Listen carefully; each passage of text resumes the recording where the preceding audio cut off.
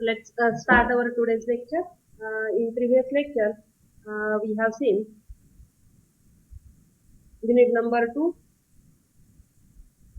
divisibility theory in the integers, and we have seen principle of mathematical induction. Now in this lecture, this is our let me write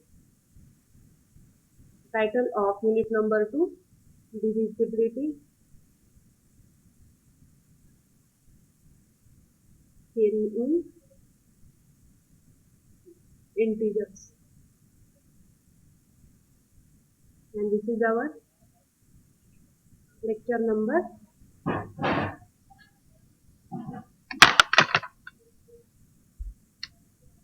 3.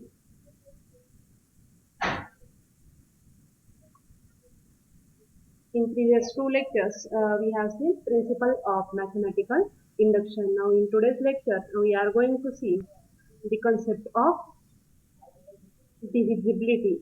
Obviously, we will define this divisibility in the theory of integers. First of all, take any two integers, say only one non-zero integer, say 15, and we know that 15 can be written as 3 into 5. So in that case, 15 is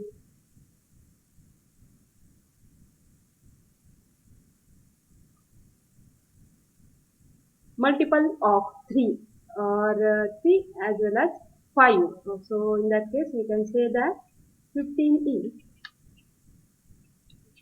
multiple of 3 and 5. Let us concentrate on 3. You can say that 3 divides 15. So 3 divides 15 because our usual divisibility. So take 15 here, 3 here.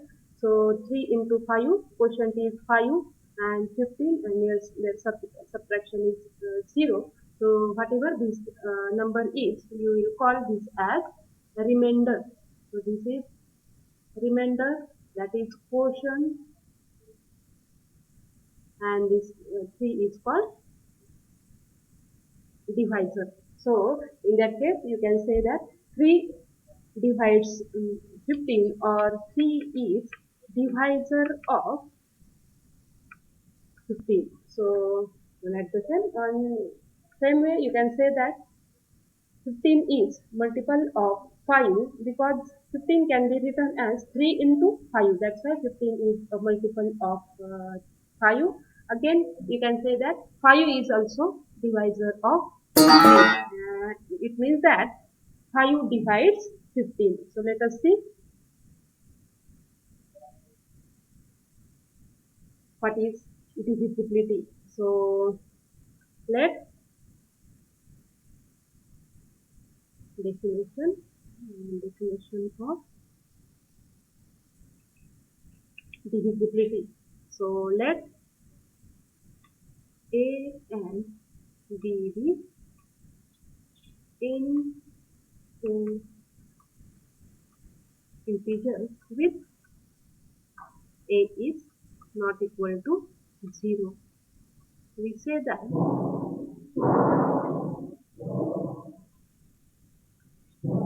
A divides B if there exists an integer k such that, what is that? B is equal to a k, where k is integer. That is, in that case, you can say that A divides B, or A is the divisor of B. It is denoted by, see the notation, it is denoted by A and this straight line and then B. So A divides B, and you have to read this as, let me rewrite this notation. It is denoted by A straight line B. So you have to read as A divides B. So what is the definition? Let us summarize. Thus, in notation, A divides B if and only if B is equal to AK for some integer K or some K belongs to Z. So this is the definition. A divides B if B can be written as A into some integer. For example, we have already seen. So 5 divides 15. 15 can be written as 5, 5 into 3. 5 into 3. Also, you can say that 3 also divides 15 since 15 can be written as 3 into 5. So that 5 is obviously integer.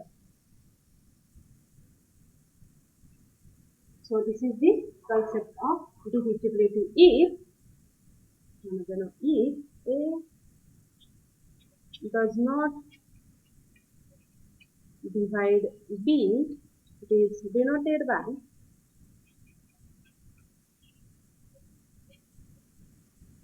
A, this notation of divisibility, and just cross this. So A does not divide B. So when we say that A does not divide B, if you cannot find, that is A does not divide B, if there does not exist an integer K such that B is equal to AK. If you cannot find an integer K such that B equal to AK, then you can say that A does not divide B. For example, say 37 and 3. So we cannot find integer K such that, what is that? This 37 is equal to 3 into K, and therefore you can say that 3 does not divide 37, or 3 is not the divisor of 37. In fact, 37 is a prime number, so it does not have divisor except 1 and 37 itself. So remember this definition. A divides B if there exists an integer K such that B is equal to AK. Next, if A divides B, then we say that A is a divisor of B. A is a divisor of B, and if A is different from plus minus 1 and A is different from plus minus B, then A is called proper divisor of B. So A is a divisor of B, and if A is not equal to plus minus 1 and A is not equal to plus minus B, then A is called proper divisor of B. In fact, this 1 and plus minus 1 and plus minus B are improper divisors of number B. So these are always divisors. So a number itself and plus minus 1. So these are the improper divisors of number B. Next, for any integer not equal to 0, we have 0 can be written as a into 0. Here a is integer. So 0 can be written as a into some integer, and therefore you can say that a divides 0. So that is 0 is divisible by, or you can say that 0 is divisible by any non-zero integer. That is 0 is divisible by any non-zero integer, but you cannot divide any non-zero integer by 0, but we cannot divide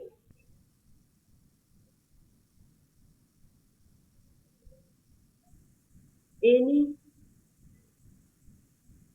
non-zero integer by 0. So this is the important topic, because if you divide any non-zero number by 0, then you will get that number is equal to infinity, because you know that any number a upon 0 is always infinity. So you cannot divide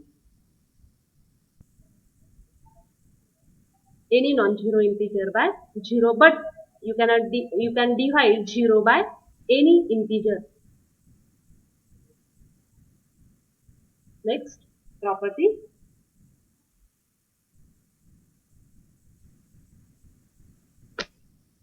for any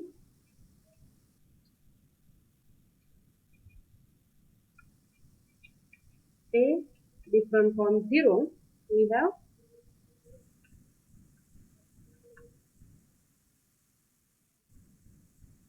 a is equal to 1 into a,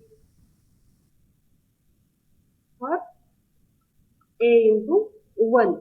This can also be written as minus a into minus 1, and this can be also written as minus 1 into minus a, and therefore so a can be written as, so from this expression you can say that 1 is divisor of a. From this expression you can say that minus a is divisor of a. From this expression you can say that minus 1 is also divisor of a, and from this expression you can say that a is divisor of a itself. And therefore from definition of divisibility we have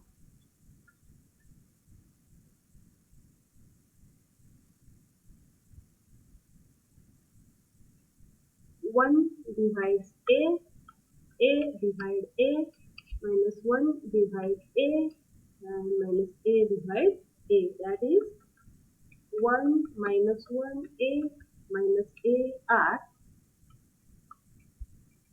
divisors of a. These are called proper, sorry, improper divisors of a. So we already seen improper divisors of a. The number itself and plus minus 1. Now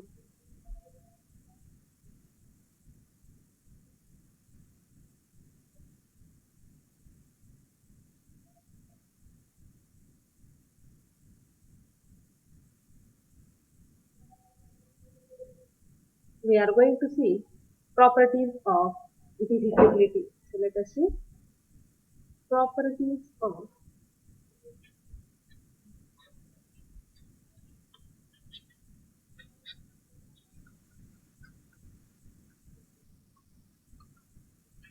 divisibility.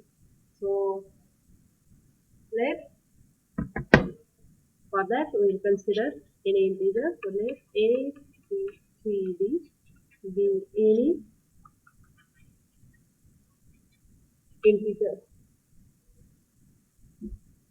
Then we'll see all properties one by one. So first we'll state one property, and we'll see the proof of that property. So very first property is A divides B. So if you are saying that A divides B, there is no need to state A is not equal to 0. In fact, in the definition, that means that this number A is not equal to 0. So if A divides B, then A divides Bx for any x belongs to Z. So we are going to prove this property. So if A divides B, then you have to prove that A divides B into some integer. So suppose our assumption is that A divides B, and therefore by definition of divisibility, what we have? We have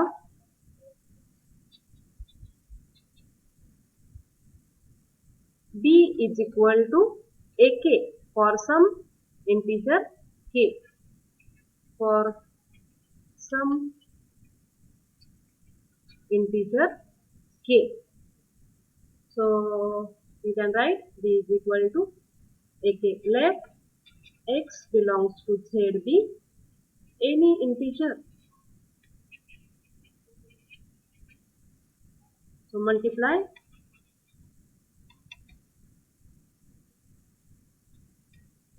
both sides by X. So we get, so B into X is equal to A into K into X. So this is the associative property in integers. So A into, what that property says, A into B into C is same as A into B into C. So this is called as associative property with respect to multiplication. So let me erase this. So you can write this as A outside Kx since by associative property of Z. So therefore you must have Bx equal to A into Kx. Now K is integer, X is integer, then multiplication of two integer is integer. And you can write this as A into K dash, where K dash is K into X, and obviously that is integer again. So you must have Bx equal to A into some integer, and therefore by definition of divisibility, what we have, you can say that A divides Bx, thus A divides B implies A divides Bx for every x belongs to Z. So this is the very important property. If A divides B, then if A divides B into some integer. So this is the proof. That proof will ask for, may ask for 2 marks in the final exam. So these properties are very important, and we are going to use results of this property in further theory. So property number 2. So if A divides B and A divides C, then A divides B plus C. In fact,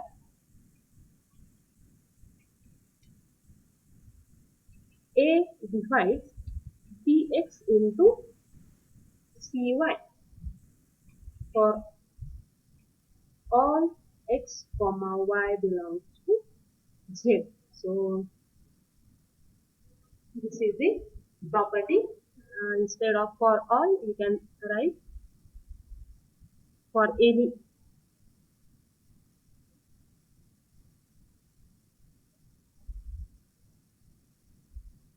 Let me erase all this.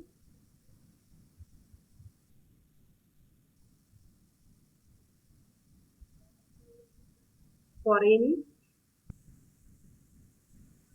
x comma y belongs to Z. So we will prove this. So if A divides B and A divides C. So these are our assumptions, and you have to prove that A divides B plus C. Means if A divides one number, A divides other number two, then A divides sum of these two numbers. And in fact, A divides difference of these two number also, but that will see further property. So suppose our assumption is that A divides B and A divides C. Therefore, by definition, what we have?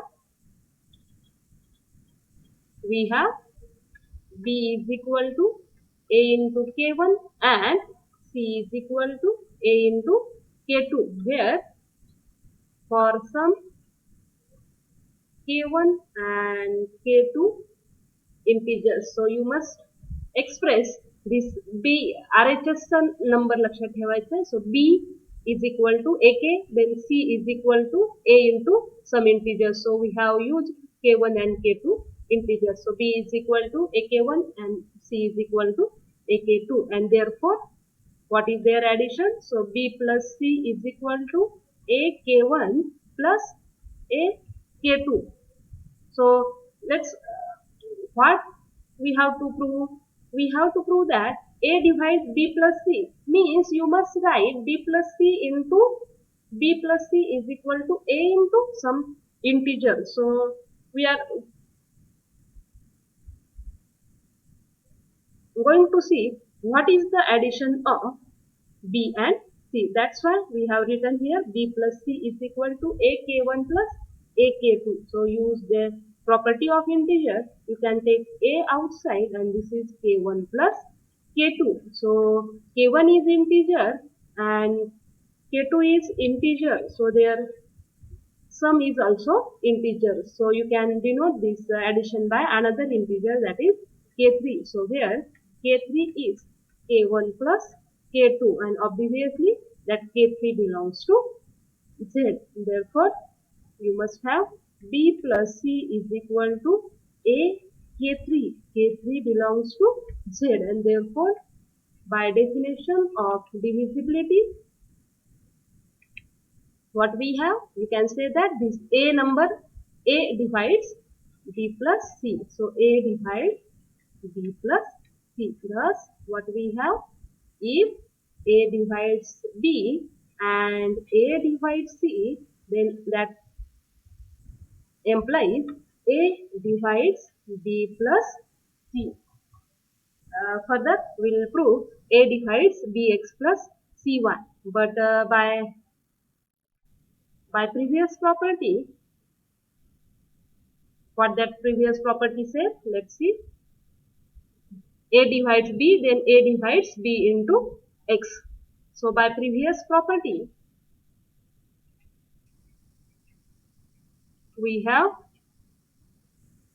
A divides B implies A divides Bx. Also, A divides C implies A divides C1 for any X belongs to Z, and this is true for any Y belongs to Z. So now this is your new number, and therefore applying property 2, we get, what is that? A divides Bx and A divides Cy. So now this Bx is your new integer and this Cy is new integer. And what that property 2 says, that if A divides integer B, A divides integer C, then A divides sum of these two integers B and C. So here what we have, A divides Bx, A divides Cy, and therefore you can say that A divides their sum also. So Bx plus Cy for any X comma Y belongs to Z. So this is the another property. So if, in fact, directly you can say that if A divides B and A divides C, then A divides Bx plus cy. So these are the important properties. And this property, if you want, you can see an example. So for example, we'll illustrate this in another page. So for example, what we have, 3 divides 15 and 3 divides 9 also. Why? Again, you write 15 as 3 into some integer, and 9 you can write 3 into 3, and therefore 3 divides 15, 3 divides 9, and therefore you can say that 3 divides 15 plus 9. So what is 15 plus 9? So 3 divides 24. Is it true? Yes, because 24 can be written as 3 into 8. So in that case, 24 is multiple of 3, and therefore you can say that 3 divides 24. So this is the illustration. In fact, from this property, so in fact, 3 divides 15 into say 1223, this is your x, plus 9 into say 3241. Whatever this number, I don't care, but I can directly say that your 3 divides whatever this number, 15 into x plus 9 into y. The condition is that the x and y must be the member of z, and obviously I have taken 4-digit number, and this is integer. Here I have also taken 4-digit number, and this is also integer, and therefore you can say that 3 divides 15 into some x plus 9 into some y. So if you want, you can use your calci and find this bracket, whatever this figure is that, and you will observe that this number is multiple of 3. In fact, you can say that 3 divides this number. So remember this property. Next property, property number 3. If A divides B and B divides C, then A divides C. What is this property? A divides B, B divides C, and then if this divide is the relation, then you can say that A is related to B, B is related to C, then you can say that A is related to C. This is called as a transitive property of what? Divisibility. And we are going to prove this. So these are our assumptions. So whatever assumptions, first write this and apply the definition. So suppose A divides B and B divides C, and therefore by definition we have, so we say that A divides B, so you can write B is equal to A into some integer k1. K1 belongs to Z, and B divides C, so you can write C is equal to this RHS number, C is equal to B into another integer, say k2. Here k2 is integer, and we have to prove that A divides C. Now this replace B by A k1, because B is equal to A k1, and therefore we should write C is equal to this B we will replace by A k1. So A k1 into k2, and this associative property, and k1 into k2. So k1 and k2 are integers, so you can write this as k3. Where what is k3? K3 is k1 into k2, and obviously this is integer because k1 and k2 are integers, and thus therefore you must have C is equal to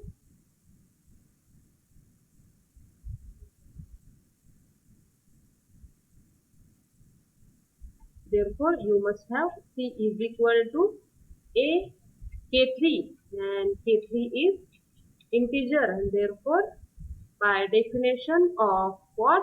Divisibility, we can say that this number A divides C. That is, we can say thus, let us summarize. A divides B and B divides C implies A divides C, and this property, that is transitive property, holds. Further, we are going to see prove that this relation is an equivalence relation. So right now remember this property: A divides B, B divides C, then A divides C. Next property, we are going to extend this lecture for next 10 minutes. So property number 4, and only one property is remaining. Let me set property number 4. So if m is not equal to 0 in set of integers and A divides B, then A into M divides B into M. So condition is that in fact, in the first property, what we have proved, A divides B implies A divides B into some integer. But here we are going to see AM divides BM. Let me erase that.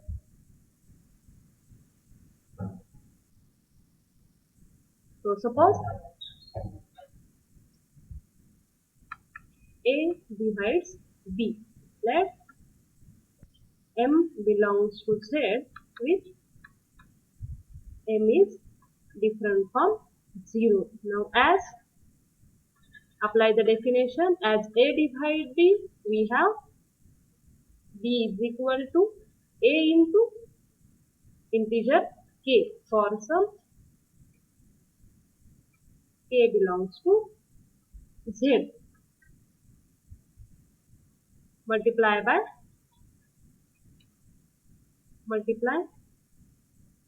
both sides by M. So you will get B into M is AK into M. So use commutative property. So this can be written as A into Km, and if you want you can write Am into K. Since by property of Z, in which property? Commutative property. Here we have used by associative property of Z with respect to multiplication, and therefore thus we have Bm is equal to Am into some integer K. K belongs to Z, and therefore by definition of divisibility, what we have, we can say that this number Am divides Bm. So this is the proof of property Am divides Bm. And next property,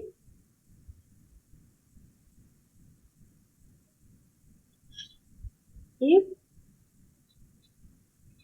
A divides B and C divides D, then AC divides BD. So this property we have to prove here. So assumption you have to write first. So suppose A divides B and C divides D. Remember this. If you are going, you want to write A divides B, so write this straight line A divides B, not like A divides B. So this is A by B and this is the A divide B. So remember this notation. So don't write like this. So this is not allowed and this is allowed. So you have to put a straight line. Don't write like this, because that is different thing. So A divides B and A by B. So you have to keep a straight line. So suppose A divides B and C divides D, and therefore apply the definition. You will have B is equal to A into K1 and D is equal to C into K2 for some K1 and K2 integers.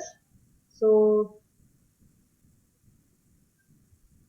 A equal to B equal to A K1 and D equal to C K2. What to show that AC divides BD means you must write B into D equal to. So let's see what is B into D. So we have B into D is, what is B? D is A K1 and D is C K2. So apply the commutative property and you can write this as A into K1 C K2, and directly you can write AC into K1 K2, since by property of Z. Which property? We have used associative and commutative property of Z with respect to multiplication. So this is AC into K3, where what is K3? K3 is K1 into K2, where K1 and K2 are integers, and therefore you can say that K3 is also integer. Thus, what we have? You have B into D is equal to A into C into some integer K3. K3 belongs to Z, and therefore by definition of divisibility, what we have? This number AC. Now this BD is AC into some integer, and therefore you can say that AC divides BC. Let us summarize. Thus A divides B and C divides D. Then what do you have? AC divides BD. So this is again important property of divisibility.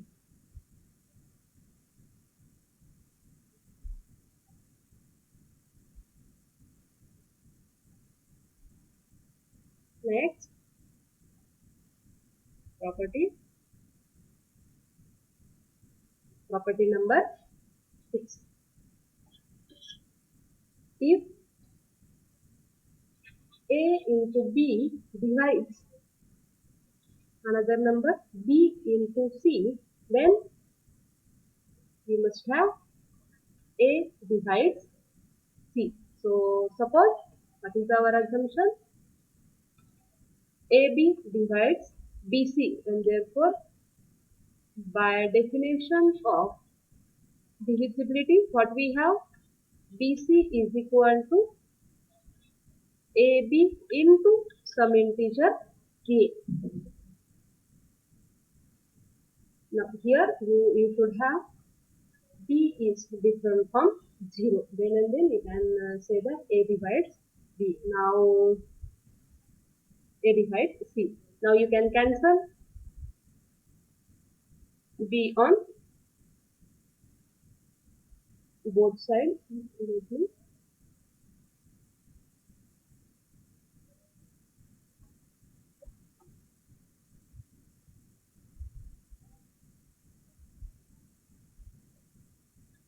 Cancelling B on both sides, and why we are cancelling? Because B is different from 0, and therefore you should have C is equal to AK, where K is integer. I forgot to write here.